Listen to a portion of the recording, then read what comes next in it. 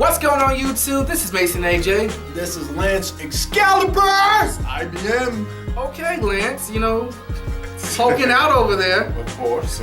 But anyway, today we're gonna have a big nerd talk on all these 2015 lineup story announcements from Marvel, Secret War, Civil War, House of M. All these things, apparently, I'm not gonna front. When I first heard it, I thought Civil Wars, they're gonna reprint these books out for the new generation, for people who hadn't read it already, with new covers, new art, but which would have been awesome if they did that. Yeah. But now, rumors are speculating that that's not the deal. These are actually gonna be continuation. So I didn't think these were rumors. I thought this was pretty much confirmed. That rumors that they're coming out. Fact that they're coming out. But now the rumor is these are not reprints. These are sequel events. First off, I just want to say I don't understand how you can continue. Let's say Civil War was let's say Civil War 2, right? Let's say they do a Civil War continuation. It's almost what we're looking at now is the continuation of Civil War. This is the aftermath of everything we're watching. Everybody that was, None of them should happen. If you even had one that could possibly even happen, it would be Secret War 2, where it's the multiverses come together. Right. And it's looking like. And the Beyonder is once again trying to test out. That can happen. You're absolutely right. But everything else, for as Civil War and House of M, that actually can happen. And you know what? But you know why I see this coming?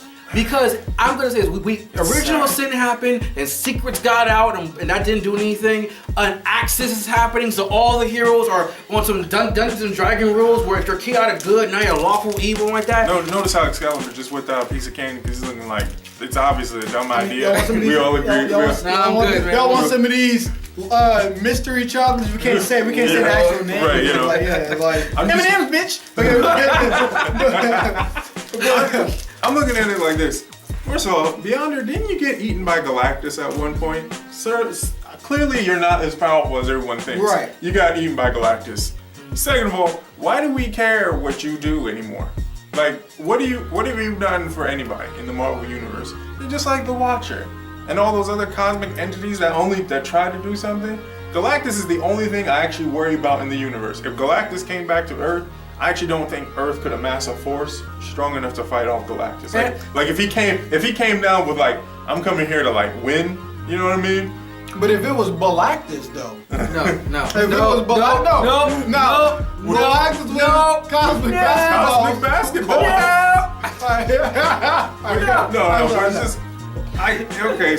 So that happened. I'm looking so now you want to come back and do a Secret War, which may lead into another Civil War. Well, you know what? This and that. Are they going to redo Dark Reign and see? This is the thing. I'm glad he said rumor because I really want to know if they just if this really is not going to happen because even if it, I just don't understand.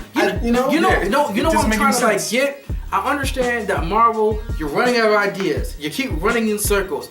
But nobody wants to make any positive change. See, here's the thing. When you look at all these other creators, some of these indie comics, not even indie comics, but really awesome comics like Invincible, that's continuing down the line. Or if you look at every manga, Naruto just ended on some epic note. I really enjoyed it, but some really, really homoerotic epic. Whatever. But my point is on some friendship stuff, that's all it is. It continued. Friends.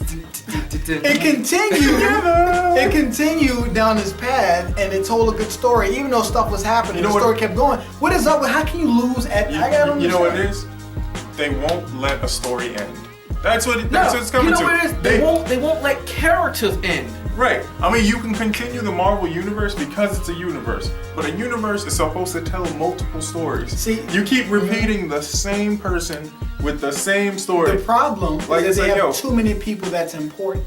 We have too many Wolverine, Cyclops, and everybody has their own book and they're all important in their own right, so no one can die respectively and stay dead. No one, Now I will say this, I was in my local comic book shop, chilling, doing what Aficionados do, and one of the comic book owners, comic book managers, she actually said something that was actually so fun. She says, this is our grand plan to make money through eliminating certain characters that don't bring license, that Marvel doesn't own. Professor X is dead. Yeah. The Phoenix and Jean Grey are dead. And they've stayed dead for a while. Wolverine is now dead. These are all free advertisements to Sony because they're the ones who make that movie money. And now with all these new books, these that are coming out, these are meant to kind of like overwrite them. So now they have a whole new continuity without all these characters. And don't get me wrong, if that's because even if I was a comic book owner, comic book publisher or whatever, and somebody took my character and I couldn't get him back, I probably would do some stuff like that. I mean, just kill him, Fantastic Four. Kill him. I may say something that's gonna like upset all Marvel fans right now, but if you were to compare the two, Ultimate Marvel actually has like more continuity and flow than normal Marvel. Of course. No. I agree. And I know, but you know, everybody on the internet be like, "How dare IBM say that?" Ultimate Marvel. Be like, Ultimate Marvel feels like something happened. It feels like something happened. Ultimatum happened. Yeah. Felt that. Yeah. Wolverine died. The world got messed up. Who's the writer for that? Let's put this dude on the map. And then like it wasn't like, oh, that happened, and then the world just got fixed. The next 2 issues, it's like it's been like 40 issues down, right? And Captain America is still bringing up like, yo, because Magneto did this, that country hates us. Thank you. You know what I mean? Now, like Wolverine dropped down in this country in such and such time. And now, like, they know, like, if an American comes, they're gonna like kill us. That's what's making our mission so hard. Or you know what? If even we don't do like whole like continuity, go in different directions. Dan Slott not Dan Slott, but Superior Iron Man just dropped, which is also like a very good book as of right now. Okay, now you also have all these other characters like the new Spider Girl. You know, Cindy Moon. Right. You have Spider-Gwen, which is an alternate universe version of Spider-Man. Let's explore these storylines instead of rehashing all these old stuff.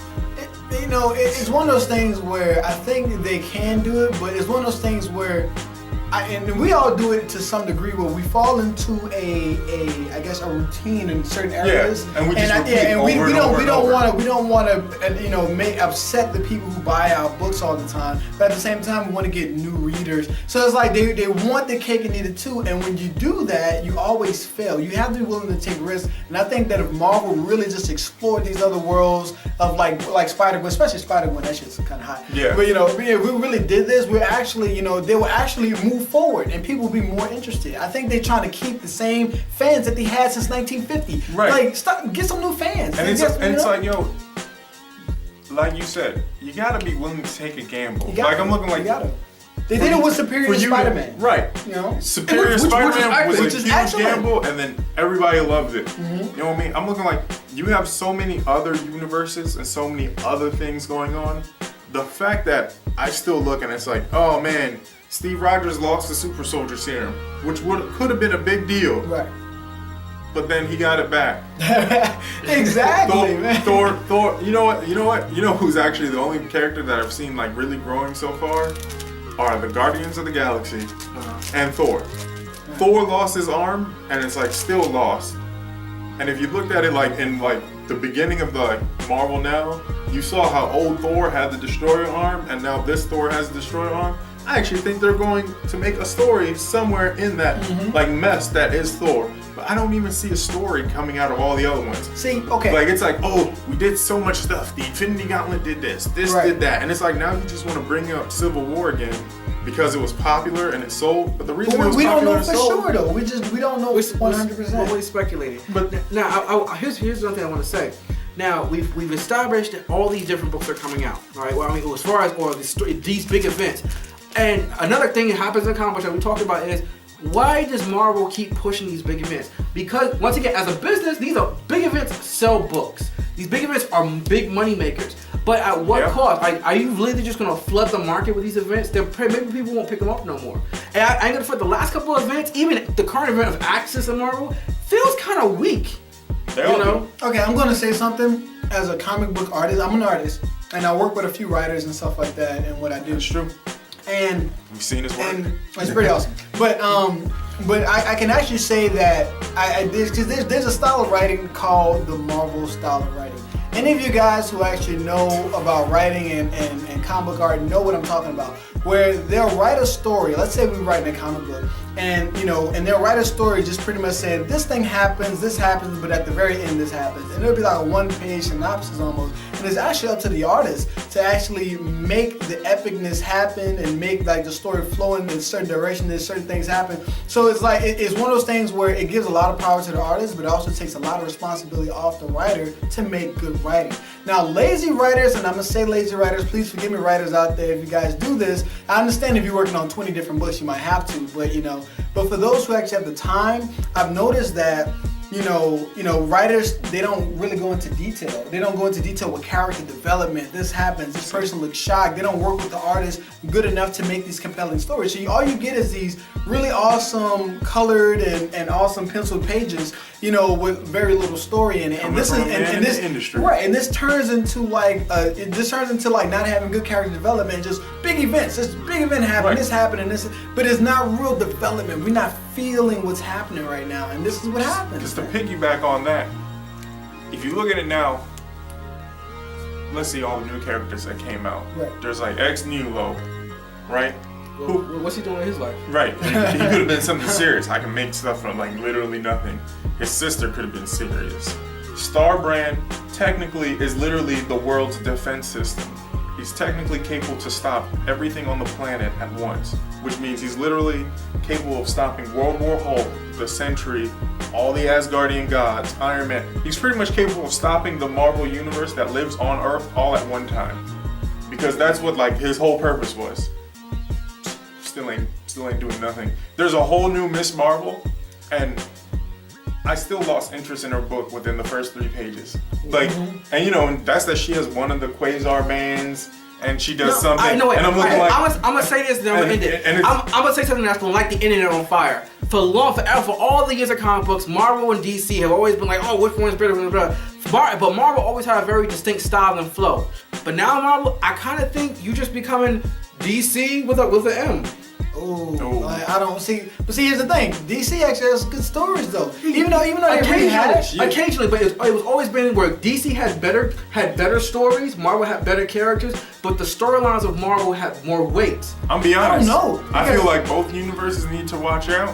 Because I'm starting to read some of these indie comics and like they're starting to like murder. Okay, so like, we've gotten far off topic at this point because I can rant about an hour on some good indie comics. But that's something for another time. You know what? Comment down below. Let us know what you think about anything coming up in Marvel 215, whether it's the Civil War, Secret War. Hey, maybe your grandma's war. It don't matter. But we want to know like what you guys think about all these new books coming out. What books are you currently reading that you want us to like talk about? Or better yet, what books are coming up that you're excited for? You actually really want to know. But that's just me. I'm just a comic reader. What do I know? Right. Like, I just feel like nothing that Marvel's doing now, I feel like supported. Yeah, you know what's the best thing coming out of Marvel? The movies. Oh. The movies. Everything in between. That's a whole nother topic, guys. This is Lance Excalibur with the Aficionados. I'm Mason AJ. And this is IBM. Tune in next time.